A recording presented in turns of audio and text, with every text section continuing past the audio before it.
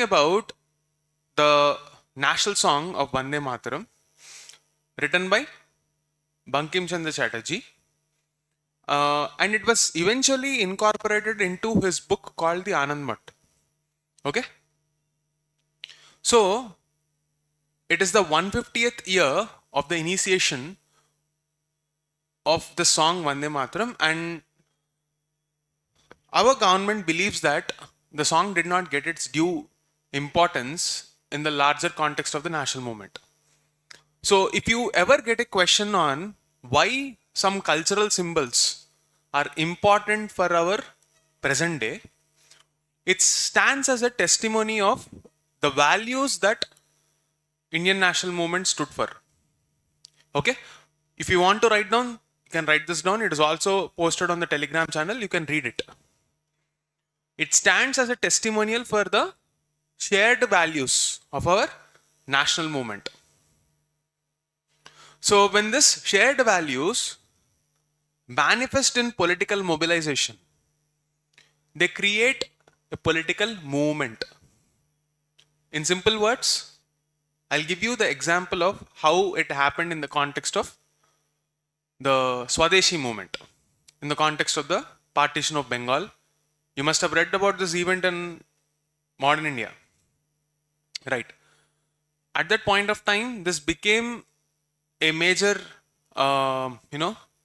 slogan or sort of a war cry when you are expressing your dissatisfaction with the decision taken by the British government. British government, citing administrative reasons, saying that Bengal was too big to administer, decided to split Bengal into East and West Bengal. And people were not happy with it. You know the history part. It is in that dissatisfaction movement, you've had a shared cultural value of keeping Bengal united because people attached some emotion. By that time, Vande Mataram was already written, but it became an anchor around which the whole identity of the movement was based. It was partly written in Sanskrit, partly in Bengali. You would be surprised to know who gave the tune for this Vande Mataram? Rabindranath Tagore. The same person who wrote the national anthem of India as well as Bangladesh. It eventually went on to become the national song or the national anthem of Bangladesh as well. Okay, what is the difference between national song and national anthem? I've posted on the channel. Go back and check. So the point of contention here is the government believes that the opposition, that is the Congress party, did not give Vande Mataram the due importance it deserved. And also, if you go back into the history, there are some facts which you need to know. Those facts can be used in your exam. When was the first time that Vande Mataram song was sung by Rabindranath Tagore? Look at the year. Look at the context. How did it eventually become a part of Anand Math? Why was Jinnah expressing his concern with respect to the use of Vande Mataram? Why did we pick up Jana Gana Mana over Vande Mataram? So the reasoning behind it can be asked in one way or the other. Just be aware of the facts. The awareness of these facts can help you figure out. Just like how in a treasure hunt, you will have certain clues. To work around with those clues also, you need to know some facts. These are some of the facts that you need to know. Okay? So that is about the Vande Mataram movement. The rest is all politics, which is not important.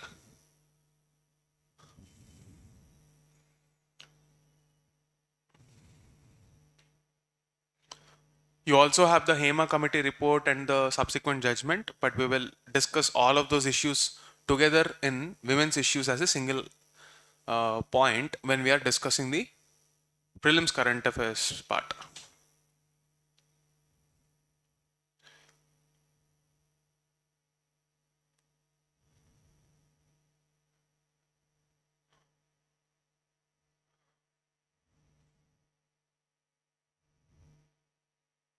Okay, democracy's paradox, the chosen people of the state. Now, This again goes back to the context of social contract between individuals and state. So as a part of this, individuals come together and through the government give power to the state to rule over them for ensuring that there is enough coordination. It is in this context you will notice that there is a paradox here. The paradox is that who are citizens of this country? Do we have a single document which acts as a proof of citizenship? No. In the absence of such a document, ad hocism will rule over actual processes. How does this ad hocism manifest? What do you mean by ad hocism? There is no consistency in the process. So for example, if you take the latest SIR case, Election Commission of India, which is granted the power to see if the free and fair election as a principle is really being upheld in Indian democracy. And as a part of the process, you are also supposed to take care of the sanctity of our voter list. So this is based on Representation of People Act. So the Act did not give any power to Election Commission of India to decide if any person is a citizen or not. The jurisdiction of Election Commission is merely to ensure that elections are happening as per the process. So the power to decide whether a person is eligible to be a citizen or not resides with the Home Ministry, but not Election Commission of India. But this contradiction is also there because if Ministry of Home Affairs doesn't have a centralized format or a protocol to decide who is a citizen, when they don't have a document, they again rely on voter cards. What is this circular argument? You rely on voter cards to decide if that person is a citizen. In practice, not in reality, in practice, and they decide if you are a citizen or not based on availability of voter card or not, or some other kind of a document. Initially, they were hesitant to take even Aadhaar cards as the proof because duplicate Aadhaar cards were also being produced. So, if citizens don't know what is the process, forget citizens, if institutions themselves don't have a centralized process on what constitutes citizenship, there are multiple pathways to attain citizenship. That is not wrong. But are those multiple pathways converging into a single final point, or that final point being a document? Do we have a citizenship document? If you have a birth certificate, okay. If you have a voter card, okay. So these are considered proxies for our citizenship, but we don't have a citizenship document. So on one hand, you are saying that Ministry of Home Affairs should decide. And on the other hand, there is no coordination between Election Commission and Ministry of Home Affairs.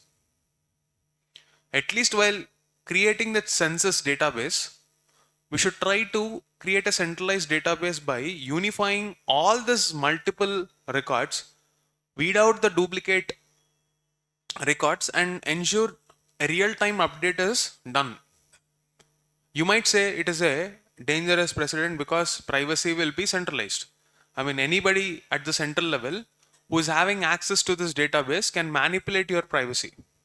Fair enough. But how are other countries managing this? You can break down the hierarchy and you can break down the access architecture. It's not like one guy enters the password and he can break into the system and access everything. there are multiple checks and balances even within the architecture of the governance too. It is possible. If the intent is there, we can figure out a solution. It's just the absence of intent that's really bothering us. Okay. Now, what are the multiple laws that we're talking about? Representation of People Act, Citizenship Act, and then you have in the bordering states like Assam, the issue of foreigners entering into that land. To address that issue, we have quasi-judicial bodies like the foreigner tribunals based on Foreigners Act 1946. When you have multiple laws like this, multiple institutions, lack of any coordination, lack of clarity, how are we going to address this conundrum where the state, which is supposed to protect the people, state which is created by the people, decides who should that people be? It's like a circular argument. Logically, this is practical. But when you have so many loopholes, that logic itself will, sometimes become shaky. What is the solution? Converge this inconsistencies, create a uniform workflow. There should be checks and balances, and they should be led by judiciary. As simple as that. All of this will require huge, political will, people coming together. Because let's say, for example, if something is amended in the Citizenship Act, it will have a different impact in Sri Lanka and Assam. You have to consider these regional variations too. Because India is a union of states, you can't say that I will have one law in Assam, one law in Tamil Nadu. At least in contexts like citizenship. So it's a very complex scenario, which nevertheless needs to be resolved. And that's the first article about.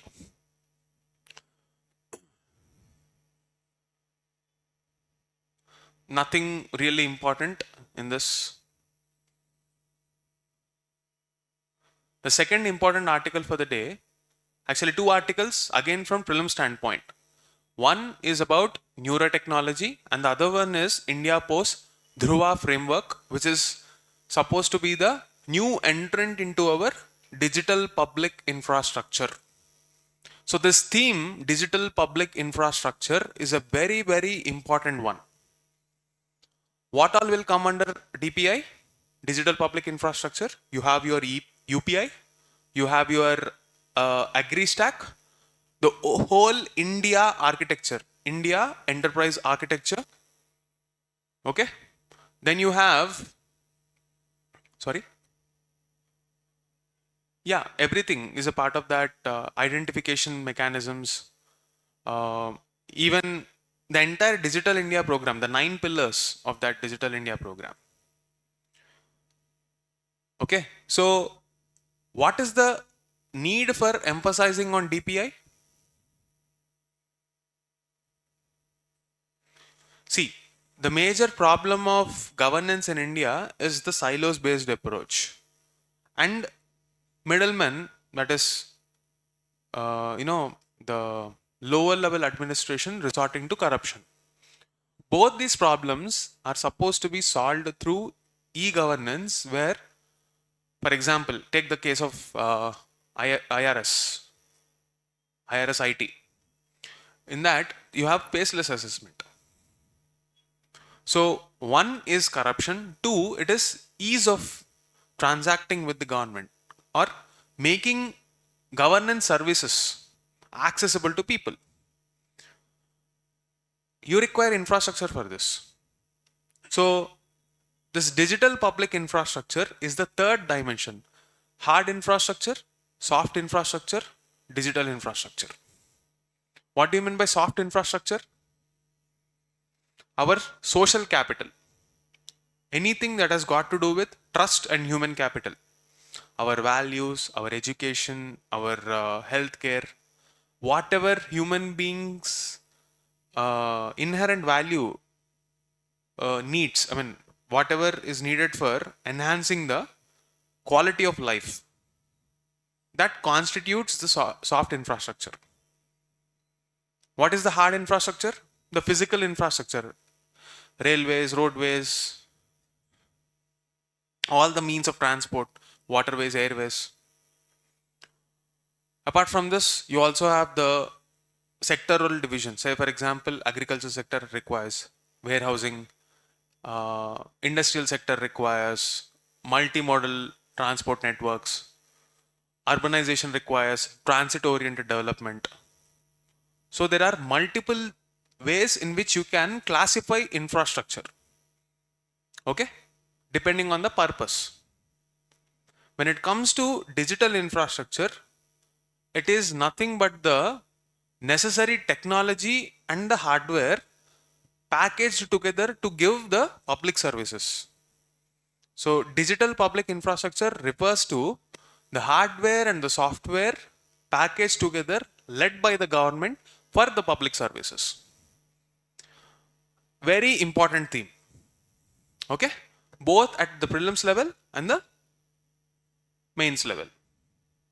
So if you come across any news item, let's say for example, the number of countries which are accepting UPI as a technology. Why is it important? Because if we can give UPI architecture to the rest of the world, we can virtually replace middle parties like SWIFT network, which gives us a strategic advantage. One of the greatest successes of Digital India program, I would say, is UPI, FinTech. We are way ahead when it comes to UPI kind of technologies. We might not have the digital hardware, the hardware required for the Digital India program, whether it is the data centers, semiconductor manufacturing, that manufacturing ability we may not have when you compare it with China. We may not have the money like US, but what is definitely on our side is the problem solving ability and the innovation that we can bring about in the processes. We call this the Jugaad mentality, but I call it the problem solving ability. Look at the design of the QR code. Like, I would say it mesmerizes me, whoever came up with that idea. It's such a simple solution. Greatest engineering products are always something that are not over engineered, something that are easy to accessible, right? So things like that will form the part of the digital public infrastructure. It is in that context you will have to know this Dhruva framework of India Post. And also, India Post traditionally has been considered redundant in the wake of the courier services, e-commerce, private parties entering into this business. No longer it was considered viable for India Post. A lot of private players, market players, were even suggesting divestment of India Post, disinvestment.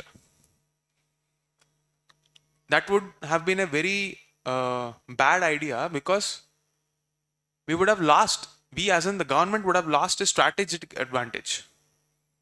The advantage that India Post has is last mile connectivity, something that even the biggest of the big e-commerce players don't have. You have literally at every pin code in this country, every geography is connected through India Post, because this is the oldest communication in modern India. So if you can put over a digital layer over this existing architecture, the digital connectivity of last mile service delivery is virtually going to be possible through this framework. And imagine the kind of problems that can be solved. We might laugh it off today, but what if you can solve the problem of agricultural marketing?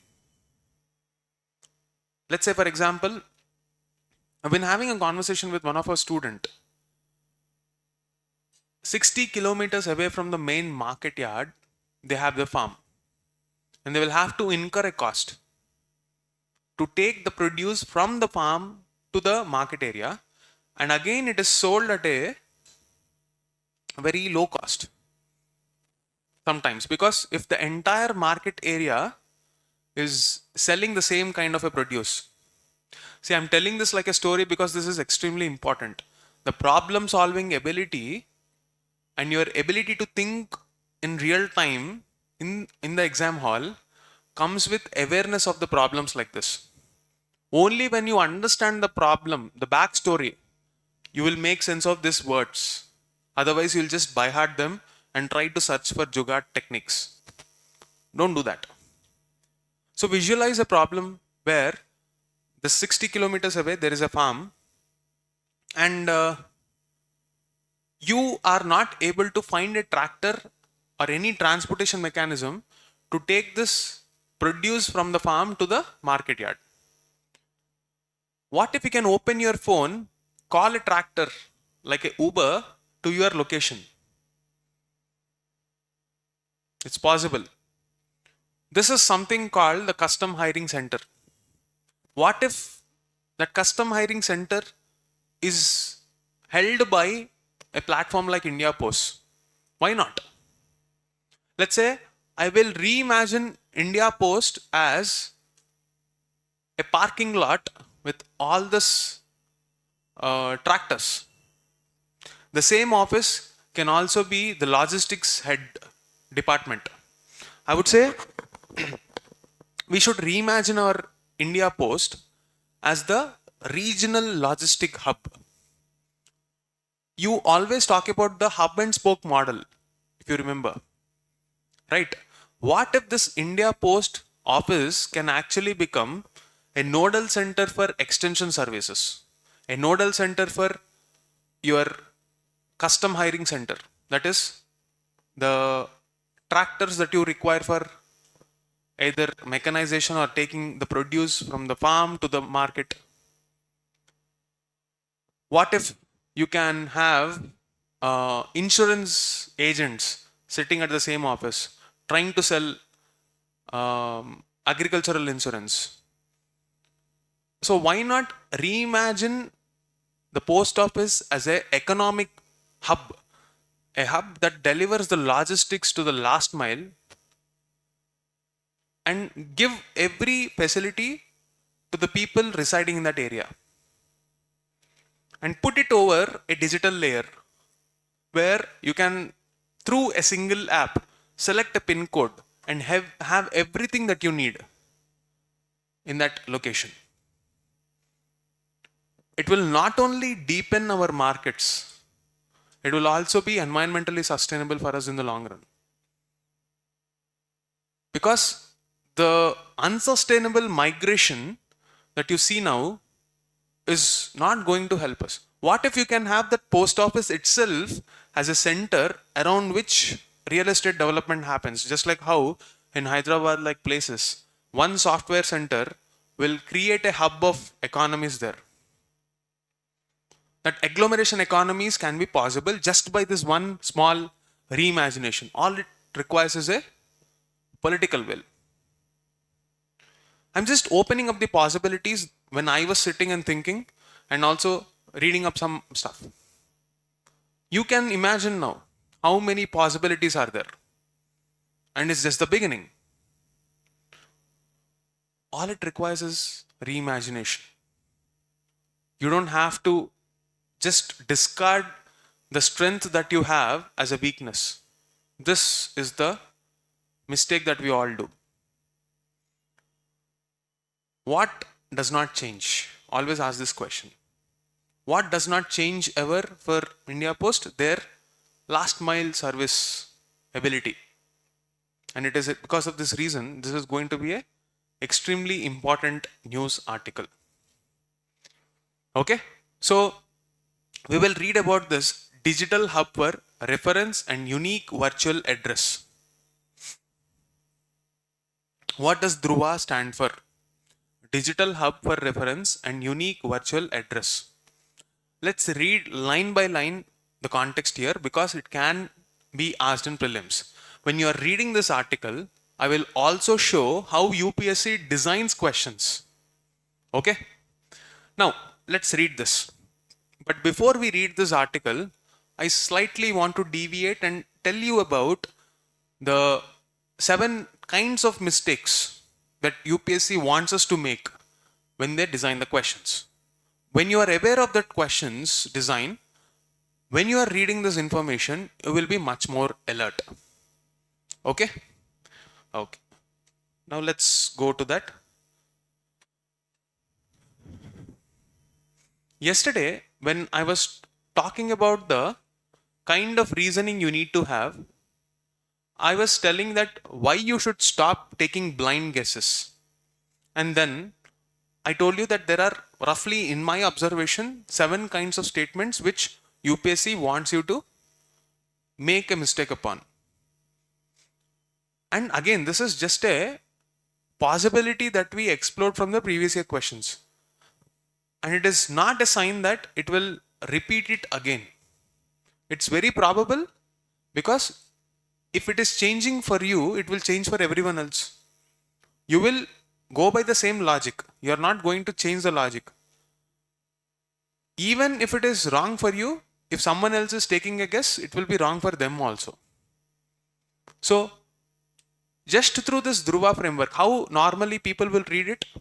They will read that who is the person or what is the department that is coming up with this, or what is the ministry that is coming up with this initiative? What are the technical parameters that I have to remember? 3-4 points, move on.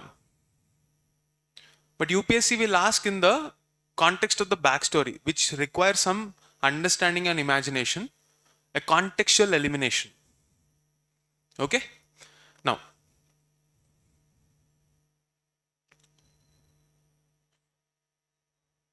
yeah. Yesterday when we were talking about it, I told that there are 4 kinds of filters that you have to go through in the same logical order. When a question is given, each statement, you pass them through these 4 filters. These 4 filters will have 7 different kinds of statements.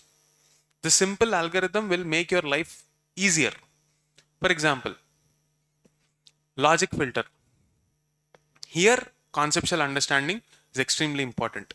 In that Bloom's taxonomy that we were talking about, I am basically talking about, okay, this remembering and conceptual part.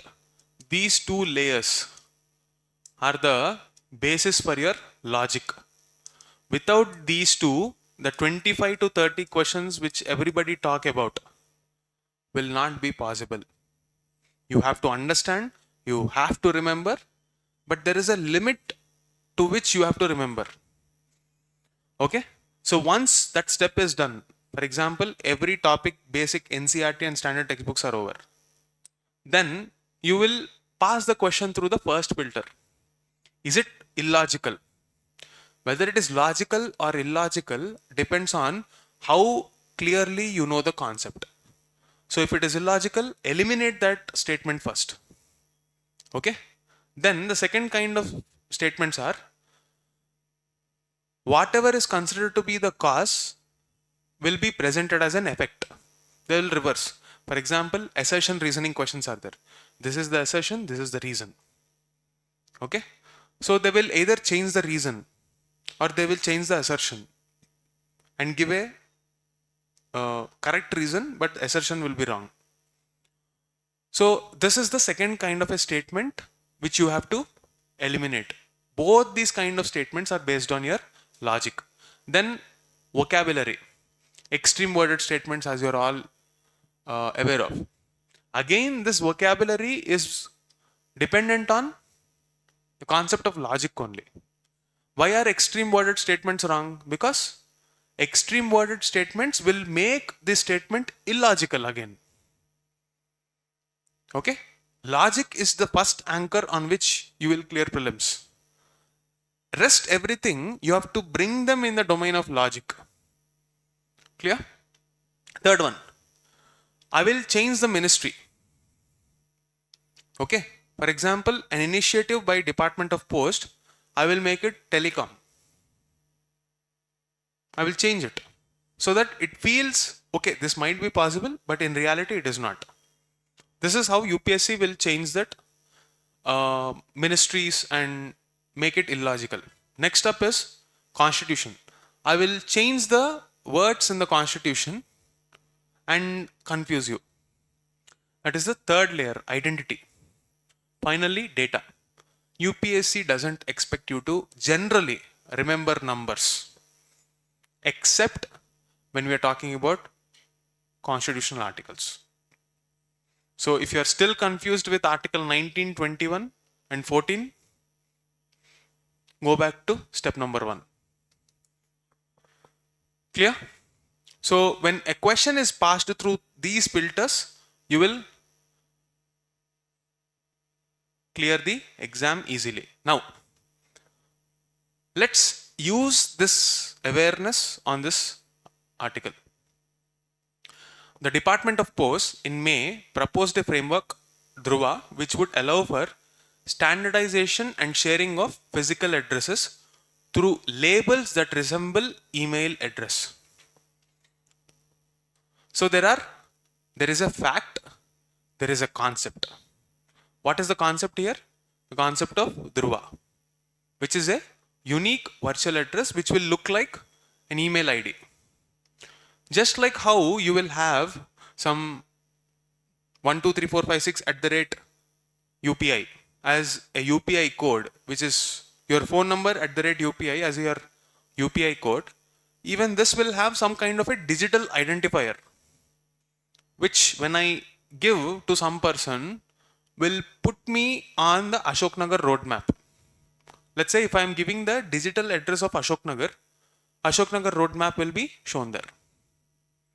Okay, this is the concept. Fact is Department of Post. Now going by that logic, how can UPSC confuse you?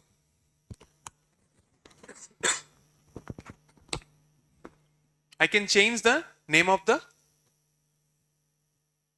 department or ministry here. I'll put Department of Telecom. Proposed a framework called Dhruva, which would allow for standardization, sharing of physical addresses through labels. Now that you know the backstory so clearly, you would know that this is wrong. You don't even have to think. But imagine you don't read newspapers, you are not aware of the backstory. You opened some compilation just before the exam where you mug up truckload of facts. And if you are someone from South states and you see this word Dhruva, somehow you associate it with, let's say, Ramcharan movie, and you think this is something related to cyber intelligence. And if that is there in the option, you tick the option. Let's say, for example, if I am the paper setter, I will definitely put Ministry of Home Affairs.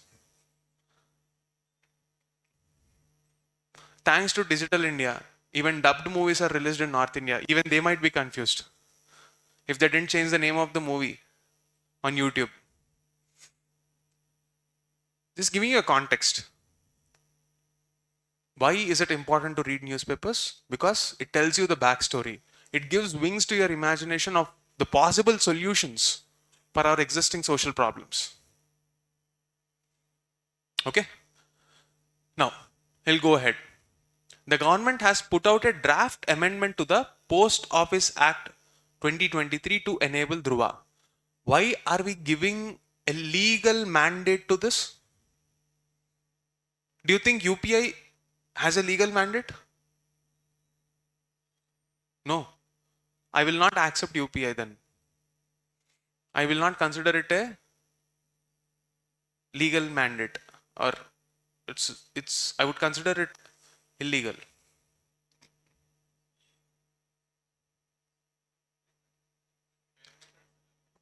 Payments and Settlement Act.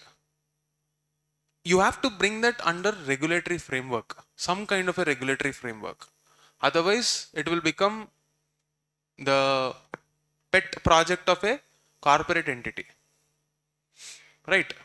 So, you will always have a legislation. What is Dhruva? It's a digital public infrastructure along the lines of Aadhaar and UPI. The service would allow range of players from logistics, uh, like India Post, to e-commerce, gig platforms like Amazon, Uber, to receive a label instead of users having to fill out an address. The label would then be authorized by the end user, which would then allow the platform in question to receive both the descriptive address and the geocoded digipin. Digipin is an open source location pin system which India Post developed in-house. Every 12 square meter block in India has its own unique digipin. What is the point of this? You already have Google Maps, right? Why are we taking this headache?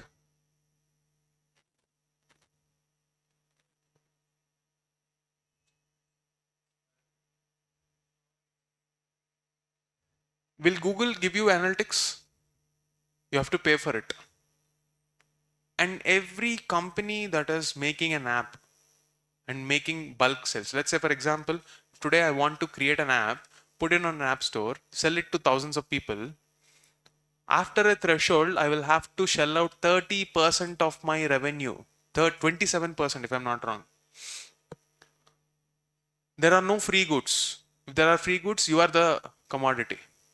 You are creating data for Google Maps. Google Maps is commoditizing it by selling it to apps like Ola, Uber. And that giant data is now used for automation. Everything is automated and you have absolutely no control over it. So if I have to talk about slightly the larger game here and tell you, I'll just digress a bit and tell you why this is important, why data is important. Maybe someone from the background of uh, engineering, data engineering, etc., they'll be able to appreciate this better, but I'll try to make it relatable to everyone. Data is the basis for every decision that we are going to take because most of it will be automated, right? So if I have to market a product today, Instagram is helping me reach out to the exact target group only if I have deep pockets. So advertising has become viral and digital primarily because it has got huge amount of data where every single activity is tracked. The amount of time that you spend on an ad, at what location are you spending it? I was amazed when I was talking to a digital marketer. Sometimes you might have access to location data. They will decide whether they have to put a physical billboard or when you are in that location, send a digital ad or a physical ad. If you are in a location that has a um, lot of crowd, what is your intuition? If you are in traffic, what is your intuition? Put up a traffic sign. But in Bangalore, it's just the opposite. People know that they will be stuck in the traffic for a very long time. They open their phones and you send a digital ad at that time. To that level, it is automated. And all of this is contingent on our access to data at the bottommost layer, that is Google Maps. We switch on our GPS location and order on Zomato, Zepto, everything is based on Google Maps.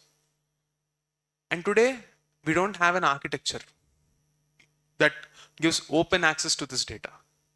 Imagine the kind of products that will come out when you have open sourced data. When I say open source, privacy will be taken care. If masked Aadhaar can be reality, everything else can also be reality. In 2019, there was an article on how Telangana government wanted to take Ola's data, the cab services data, to curate their traffic management system in the just evolving area of Gachibowli there. I'm talking about the pre-pandemic era. Just after the TRS government came into power in 2018-19. They used that data, apparently, we don't know, but that's what they were planning. I don't know if they used it. I've not corroborated that claim. So they used that data to design the traffic design layouts, the road layouts, to estimate the number of vehicles that would come up. They extrapolated it and designed that particular grid. If that can be possible through data, that data is not available with us. And the other day we were talking about a India parallel, like Map My India, or what is that name of the company? Yeah, Map My India. So if government endorses it, it will kill the competition for any Map My India like player. If it doesn't endorse, we will have to depend on Google. What is the alternative? It depends on how quickly we will scale this up and how efficiently we will do this. I'm positive about this because if you take a look at the success of UPI, why not? We have to believe in our execution and our problem solving ability. So that's the reason why this is extremely important. I want you to read every single line from this article. Such a beautiful concept, such a significant concept. I don't know where this will lead us to, but I foresee something very big coming up because of this. Now, when it comes to the neurotechnology, what is neurotechnology? Nothing but a technological innovation which will help us communicate with our brains. Okay, an example for this is Elon Musk's Neuralink.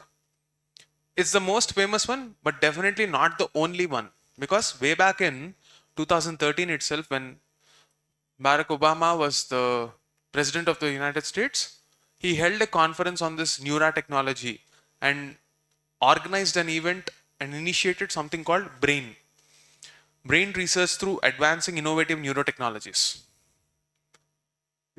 It's not a new concept, something that sprang out just like that. It's just that this gained traction very recently. Okay, so we have something called BCIs, the brain computer interface, a technology that blends neuroscience and computing to translate thoughts into actions. So there are some debates on whether we should use this. Definitely, I see a lot of potential in people who have some neurodegenerative disorders. People who are not able to function properly. There's a huge potential there. But in rest of the people, this is a huge ethical concern. Because what is the fundamental facet of humanity? The ability to think for themselves. If that is hijacked, I foresee a collapse of a civilization. If we stop thinking, there's no difference between us and animals. Okay? So, more about this I will be discussing in our prelims current affair classes. Okay? So, I wanted to take this every alternate day, but I'll have to discuss and see how we will take this forward, because giving out content every single day without giving time for you to consume and absorb it will become overwhelming after a point of time. So let me confirm tomorrow how we'll go about this topic. And as far as this prelims 2025 is concerned, what I would do is, for a few days before we move forward, I want to clarify how we have to go about the previous year questions. Yesterday, we were looking at these questions from the lens of how examiner mindset is supposed to be understood. Now, when you're preparing for the next year, the same questions will also act like thematic inspiration for going slightly into more depth. Which topics should we go into more depth will be decided by me. I will be doing that background research, and your job is just to execute whatever is given to you. For example, if I think you will require more depth in plastic as a concept, the basics, the latest developments, conventions, and questions like this. How do you approach this random questions? You will be getting some logical, um, cues to solve this issues. Okay. So that's how we will be going forward. Today's takeaway from the perspective of science and technology is the entire concept of India's digital public infrastructure. Go back, read the 9 pillars of digital India, the initiatives taken by the government, the success we have had till now, the respective organizations, and the present status. That's it for the day. See you tomorrow.